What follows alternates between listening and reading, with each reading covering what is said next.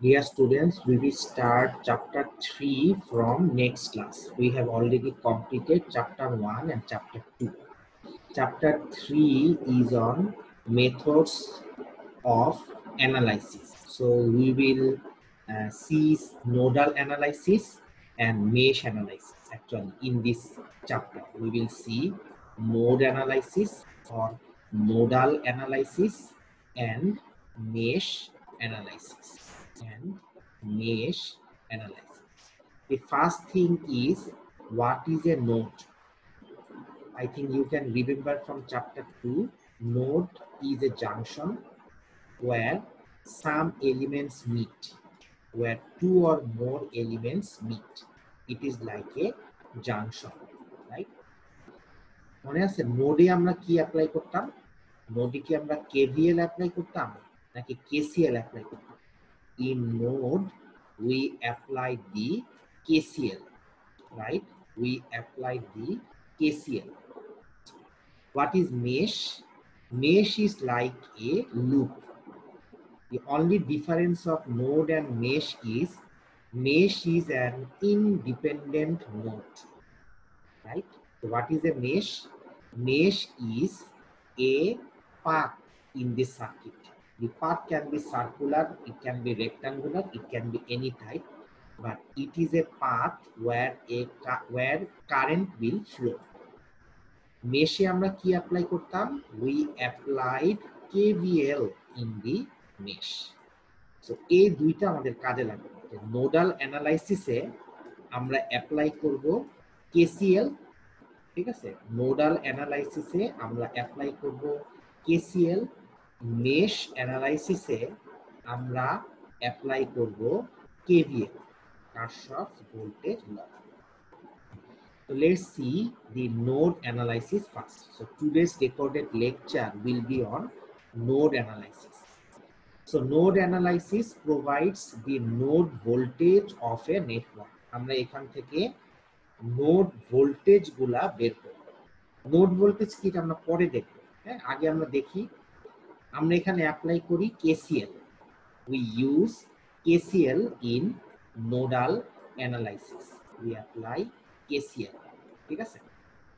আচ্ছা, এখন আমাদেরকে এইটা একটু জানতে হবে যে কারেন্ট যখন ফ্লো করে through a resistance, suppose this is a resistance, current is flowing through this resistance from left to right. Left যে নোড তার ভোল্টেজ হলো V1, রাইট যে নোড তার ভোল্টেজ হলো V2। কারেন্ট যদি ফ্লো করতে হয় তাহলে অবশ্যই কারেন্ট যদি লেফট টু রাইটে মুভ করে তাহলে অবশ্যই V1 should be greater than V2. V1 should be higher than V2. যদি V1 এবং V2 0 হয় তাহলে কারেন্ট ফ্লো করবে না, because there is no difference, there is no potential difference, that's why no current will flow. যদি V1 এবং V1 যদি V2 এর চেয়ে বড় হয় তাহলে current will flow from left to right. V2 যদি V1 এর চেয়ে বড় হয় তাহলে current will flow from right to left, ঠিক আছে? এবং আমরা কি লিখি? আমরা লিখি যে কারেন্ট এই যে রেজিস্ট্যান্সের মধ্য দিয়ে ফ্লো করতেছে, I equal to V1 minus V2 divided by R। অথবা অনেক বই এটাকে লেখে V higher potential minus V lower potential divided by the resistance. So যদি কারেন্ট V1 এ এন্টার করে এবং V2 থেকে বের হয়ে যায়, I equal to V1 minus V2 divided by R। অথবা আমরা বলতে পারি V1 মানে হলো V ফ্রম, কারেন্টটা শুরু হয়েছিল V1 থেকে, so V from minus V2 divided by R, অথবা V higher potential minus lower potential divided by the resistance. Current যদি V2 থেকে V2 তে এন্টার করে এবং V1 দিয়ে বের হয়ে যায়, V1 দিয়ে বের হয়ে যায় এরকম করে V1 থেকে বের হয়ে যাচ্ছে, তাহলে it will be V2 minus V1 divided by R. So এই জিনিসটা আমাদের কাজে লাগবে যখন আমরা KCL apply. There are actually 4 steps in nodal analysis. What is the first step? The first step is you have to determine or you have to identify the number of nodes in a circuit. তোমাকে সার্কিটে দেখে বুঝতে হবে সার্কিটে তোমার কয়টা node আছে। অনেক সময় এটা আমরা ভুল করে ফেলি, আমরা মনে করি যে নোডের সংখ্যা বেশি আছে, কিন্তু যদি আমরা এটা চিনতে ভুল করে ফেলি তাহলে কিন্তু অনেক রকমের সমস্যা হয়ে যাবে। ঠিক আছে, আমাকে প্রথমে দেখে বুঝতে হবে যে আমার সার্কিটে কয়টা নোড আছে। Suppose this is A circuit, এই সার্কিটে আমার কয়টা নোড আছে। দেখো এই সার্কিটে আমার একটা সোর্স আছে আর 3টা রেজিস্ট্যান্স আছে। নোড মানে হলো junction. So this is a node, of course this is a node, this is a node, this is also a node. কিন্তু খেয়াল করে দেখো এই দুইটা নোডের মাঝখানে আর কিছুই নাই, তাহলে আমি বলতে পারি এই দুইটা নোড মিলে একটা node, they are the same node. ঠিক সিমিলারলি নিচে এই 3টা নোড মিলে একটা নোড। ঠিক আছে, তাহলে আমাকে আইডেন্টিফাই করতে হবে how many node we have in a circuit. Then we have to pick a reference node or ground node. We have to pick a reference node and ground node. Which one is the reference node or ground node? Normally ground. প্রত্যেকটা সার্কিটে একটা ground দেওয়া থাকে।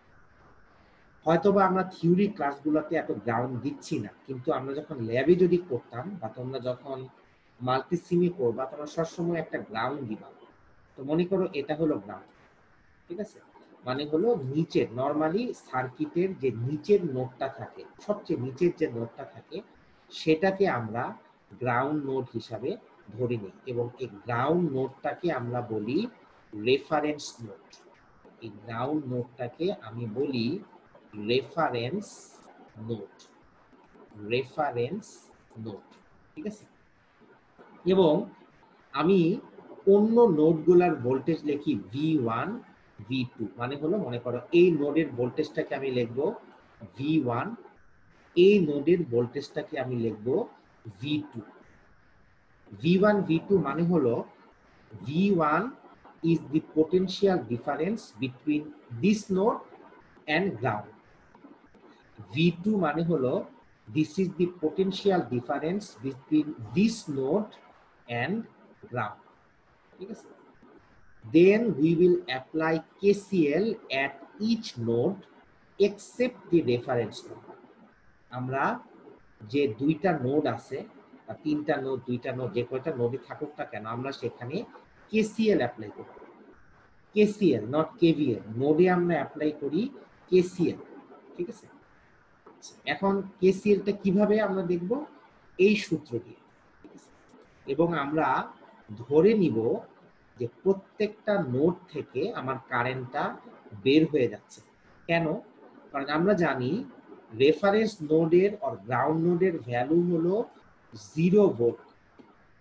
Current V2 থেকে বের হয়ে গ্রাউন্ডে চলে যাচ্ছে, কারেন্ট এখান থেকে গ্রাউন্ডে চলে যাচ্ছে। ঠিক আছে, একটা অঙ্ক করলে আমাদের জিনিসটা ক্লিয়ার হবে। বিকজ আমরা জানি current flows from a higher potential to a lower potential in a resistance.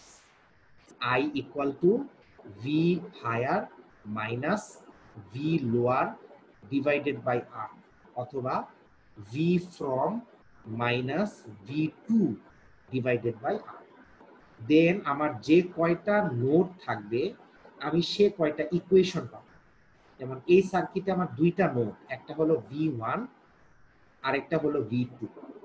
V2 এর জন্য আমি একটা KCL ইকুয়েশন পাবো, V1 এর জন্য আমি একটা KCL ইকুয়েশন পাবো।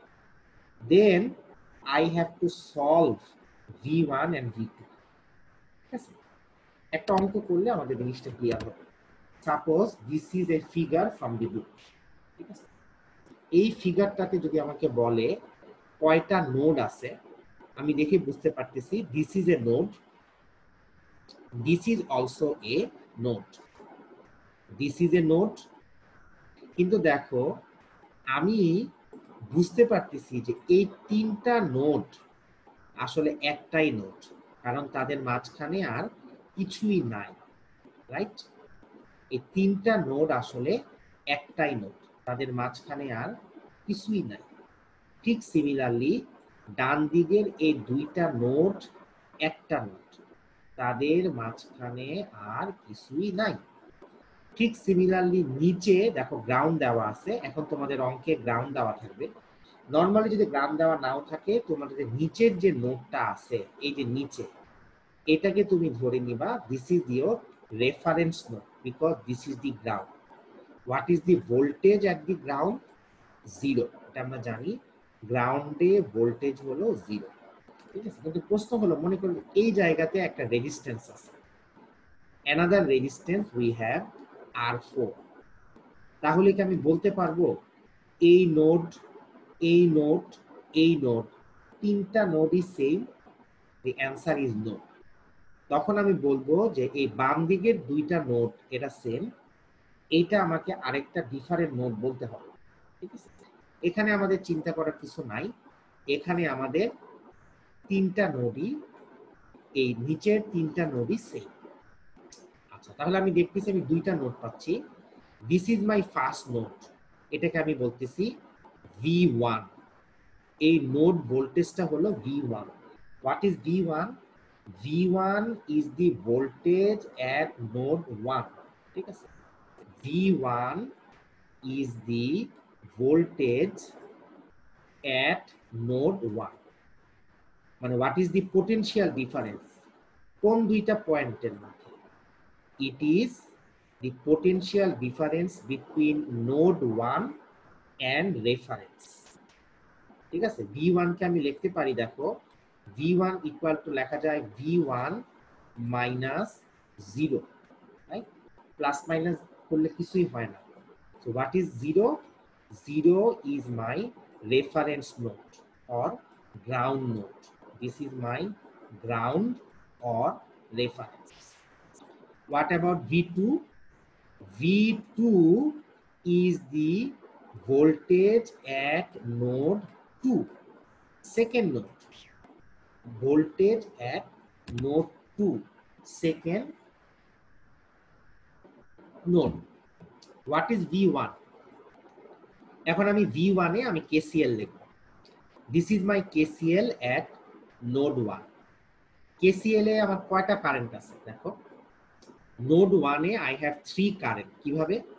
1 কারেন্ট, সরি 4 কারেন্ট, 1 2 3 4। হ্যাঁ, দেখো এই যে এই অ্যারোগুলা, লাল অ্যারোগুলা কিন্তু দেওয়া ছিল না, তুমি নিজের ইচ্ছা মতো বসাই নিবা। কিন্তু এটা একটা কারেন্ট সোর্স, রাইট? অ্যারো দেখে আমি বুঝতেছি এটা একটা কারেন্ট সোর্স। এই কারেন্টটা নোড 1 এ I1 নোড 1 এ এন্টার করতেছে। কিভাবে বুঝলাম? ফ্রম দি অ্যারো, অ্যারোটা নিচ থেকে উপরের দিকে যাচ্ছে like this. So I1 will be plus, so I1 will be plus, so I will write plus of I1, ঠিক আছে? What about I2? দেখো অ্যারো দেখে বোঝা যাচ্ছে I2 নোড 1 থেকে বের হয়ে গেছে, right? So I will write minus I2, right? Then what about this current? এই যে এটা নিচের দিকে যাচ্ছে, আমি ধরে নেই এই কারেন্টটা নোড 1 থেকে বের হয়ে গ্রাউন্ডে চলে যাচ্ছে, নোড 1 থেকে বের হয়ে গ্রাউন্ডে চলে যাচ্ছে। কেন ধরে নিলাম? এটা আমার ইচ্ছা, আমি উল্টাও ধরতে পারতাম, কিন্তু নর্মালি আমি ধরে নেই V1 is a higher potential than the ground node, তার মানে কারেন্ট হায়ার পোটেনশিয়াল থেকে লোয়ার পোটেনশিয়ালের দিকে চলে যায়, জাস্ট পানির মতো, ঠিক আছে? So what will be the equation? Equation will be V1 শুরু হচ্ছে V1 থেকে minus it is going to the ground, so 0 volt divided by the resistance that is R1. প্রশ্ন হলো এই কারেন্টটা কি প্লাস না মাইনাস? এই কারেন্টটা হলো মাইনাস, কারণ এই কারেন্টটা নোড 1 থেকে লিভ করতেছে। এবার দেখো এই ডান দিকের কারেন্টটা, লেটস সি দিস কারেন্ট, ডান দিকে যে কারেন্টটা যাচ্ছে, এই কারেন্টটাকে আমি ধরে নিয়ে বের হয়ে যাচ্ছে। বলুন স্যার কেন ধরলেন? এটা তোমার ইচ্ছা, তুমি ইচ্ছা করলে ধরতে পারো এন্টার করতেছে, ইচ্ছা করলে ধরতে পারো লিভ করতেছে। ধরে নাই যে এটা বের হয়ে যাচ্ছে, V1 থেকে বের হয়ে এরকম ভাবে যাচ্ছে, রাইট লেফট টু রাইটে যাচ্ছে। যেহেতু এটা V1 থেকে বের হয়ে যাচ্ছে, আমাকে মাইনাস দিতে হবে। V1 থেকে বের হয়ে যাচ্ছে, এই জন্য মাইনাস। বুঝতেছো মাইনাসটা কেন? মাইনাস হলো বিকজ দে আর লিভিং। আচ্ছা, এবার ইকুয়েশনটা লিখতে হবে। বের হয়ে কোথায় যাচ্ছে? V2 তে যাচ্ছে। আমরা মনে করে দেখো একদম প্রথম স্লাইডে আমরা দেখছিলাম, suppose this is a resistance R। হ্যাঁ, রেজিস্ট্যান্স R এর একটা টার্মিনাল হলো, একটা ভোল্টেজ হলো V1 আর একটা ভোল্টেজ হলো V2। কারেন্ট যদি V1 থেকে V2 এর দিকে যায়, তাহলে আমি কি লিখতাম? V1 minus V2 divided by the value of the resistance, that is R2. This one equal to 0.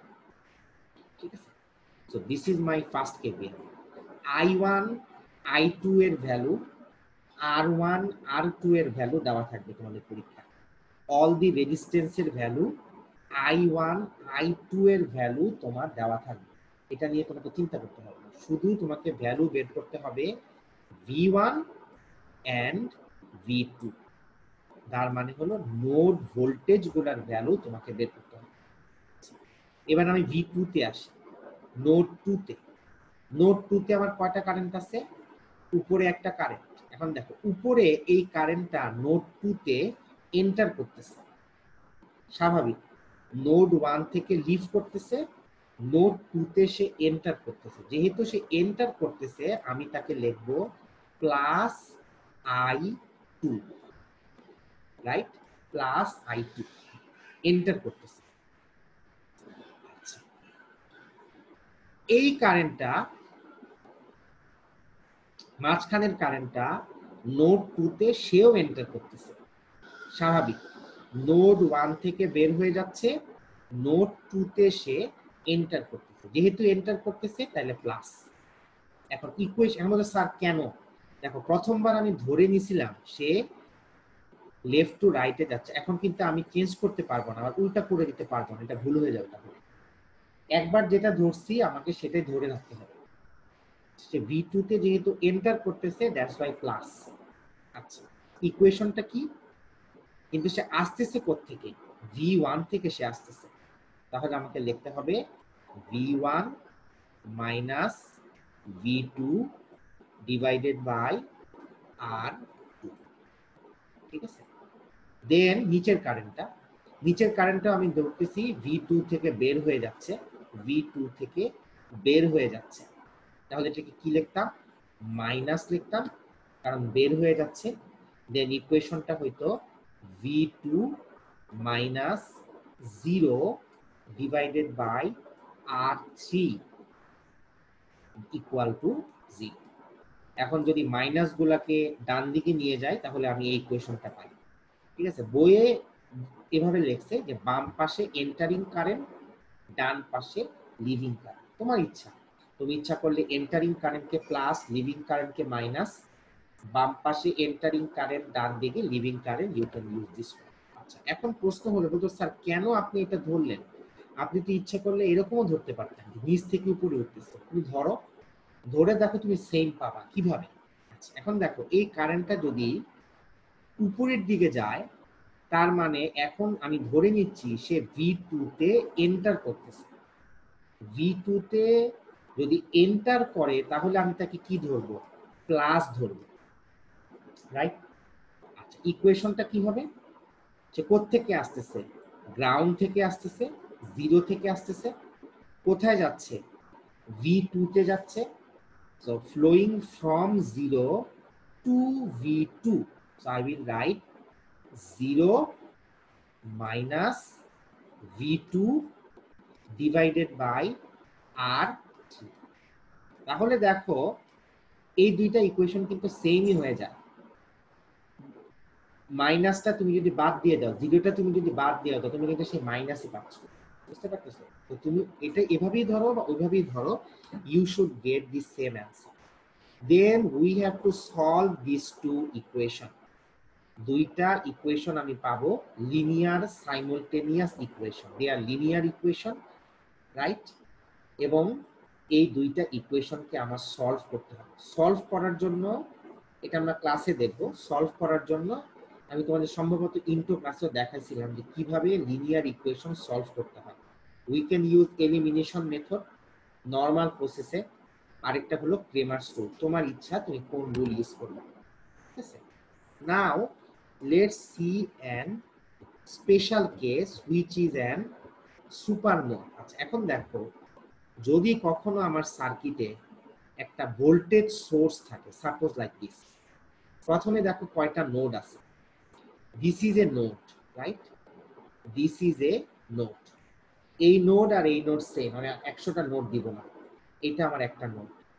Of course this is a node, কারণ দুইটার মাঝখানে একটা রেজিস্ট্যান্স আছে। Of course this is a node. এবং নিচেরটা হলো আমার reference node or ground node. আচ্ছা, এখন দেখো আমি যদি এই প্রথম নোডের জন্য ইকুয়েশনটা লিখতে যাই, আমি কি লিখবো? এখানে কারেন্টটা কত, কারেন্ট ডিরেকশন কিন্তু আমি জানি না। যেহেতু এটা একটা ভোল্টেজ সোর্স, এর প্লাস যেহেতু উপরে, মনে করো আমি ধরে নিচ্ছি এই কারেন্টটা এইভাবে যাচ্ছে, তাহলে আমি কি লিখবো ইকুয়েশনটা? This current is coming from the zero, right, going to V1. So আমাকে লিখতে হবে 0 minus V1. But what is the R1 here? What is the resistance? There is no resistance here. খেয়াল করে দেখো এখানে কিন্তু কোনো রেজিস্ট্যান্স নাই। যদি এখানে একটা রেজিস্ট্যান্স থাকতো, 10 ভোল্ট না থেকে যদি একটা রেজিস্ট্যান্স থাকতো, তাহলে আমি এই রেজিস্ট্যান্সটা ডিভাইড করে দিতাম। কিন্তু আমি কিন্তু এখানে এটা করতে পারবো না, because this is a battery, right? তাহলে যদি আমার নোড অ্যানালাইসিস করার সময় আমার কোনো ভোল্টেজ সোর্স থাকে লাইক দিস, যেমন এখানে ধরো একটা ভোল্টেজ সোর্স, এখানে একটা voltage source, then I have to do a special thing. আমাকে একটা স্পেশাল থিং এখানে অ্যাপ্লাই করতে হবে। এটা দেখো কি। আচ্ছা, এখন তোমাদেরকে আমি কি বলছিলাম, what is V1? V1 is the voltage between node 1 and ground, তাই না? V1 is the voltage or potential difference between node 1 and ground. তাহলে আমি কি বলতে পারি, এখন দেখো এই 10 ভোল্ট ব্যাটারিটা, 10 ভোল্ট ব্যাটারি is connected, 10 ভোল্টের positive is connected with node 1, negative is connected with ground. তাহলে আমি এটাকে লিখতে পারি 10 volt equal to V1 minus 0, because 10 volt is a source or a battery যার ভোল্টেজটা কত, 10 ভোল্ট, যার positive is connected with V1, negative connected with ground. So 10 volt equal to V1 minus 0. আচ্ছা, প্রশ্ন এটাকে বলা case 1। So when we have a voltage source connected between the reference node and a normal node, খেয়াল করে দেখো 10 volt was connected between reference node or ground and a non-reference node, মানে হলো V1 যদি থাকে, তাহলে we simply set the voltage at the non-reference node equal to the voltage of the source, মানে 10 volt equal to আমি লিখি V1 minus 0. কিন্তু মনে করো সেম অঙ্ক আমি এই ব্যাটারিটাকে উল্টা করে দিলাম, তাহলে কি হয়ে যাচ্ছে? 10 ভোল্টের positive is connected with ground 0, right? 10 ভোল্টের negative is connected with V1, তাহলে এটাকে আমি বলতে পারি 10 volt equal to positive is connected with 0 minus negative is connected with V1, তাই না? তো 10 volt equal to 0 minus V1, or আমরা বলতে পারি V1 equal to minus 10 volt. তাহলে আমি দেখলাম যে যদি আমার কোনো ভোল্টেজ সোর্স থাকে between A ground node and reference node, তাহলে কিন্তু সেটা বের করা খুবই সহজ। বাট এখানে দেখো এই 5 volt is connected between V2 and V3, এটা কি করবে? কি মনে হয়? 5 ভোল্টের পজিটিভ কার সাথে কানেক্টেড? V2 এর সাথে কানেক্টেড। নেগেটিভ কার সাথে কানেক্টেড? V3 এর সাথে কানেক্টেড। সো আমি কি বলতে পারি? আমি বলতে পারি 5 volt equal to V2 minus V3, এবং এই ধরনের নোডকে আমি বলি super node. So what is a super node? Super node is when we have a voltage source connected between two normal nodes. Ground node না, reference node না, two normal node. যেরকম 5 volt is connected between V2 and V3. So এটাকে আমি বলতেছি, আমি যদি এখানে আমি বলতেছি 5 volt equal to V2 minus V3। আচ্ছা, এখন প্রশ্ন হলো, এরকম যখন অঙ্ক থাকবে তুমি যদি দেখবে যখন সলভ করতে হবে, আমার যদি 3টা নোড থাকে, আই নিড অ্যাটলিস্ট 3 ইকুয়েশন। 3টা নোড আছে V1 V2 V3, আমার 3টা ইকুয়েশন লাগবে। সো একটা ইকুয়েশন আমি কোত্থেকে পাইলাম? V1 থেকে পেয়ে গেছি যে 10 volt equal to V1 minus 0, V1 এর ভ্যালু ডিরেক্টলি পেয়ে গেলাম। আরেকটা নোড এখান থেকে পাচ্ছি, আরেকটা নোড আমি পাবো ফ্রম দি কম্বাইন্ড সুপার নোডে আমাকে KCL অ্যাপ্লাই করতে হবে। মানে আমি ধরে নিব, দেখো আমার সুপার নোডটা ছিল কোথায়? At node V2 and V3, ঠিক আছে? সো আমি ধরে নিব এই দুইটা নোড মিলে একটা নোড। আমি এখানে একটা কম্বাইন্ড KCL অ্যাপ্লাই করব। কয়টা কারেন্ট? এখানে একটা কারেন্ট, এখানে একটা কারেন্ট, এখানে একটা কারেন্ট, এখানে একটা কারেন্ট। ভিতরে কিন্তু কোনো কারেন্ট আমি ধরবো না, কারণ ভিতরের জন্য কিন্তু আমি ইকুয়েশন লিখে ফেলছি এই যে এটা। So what is this current?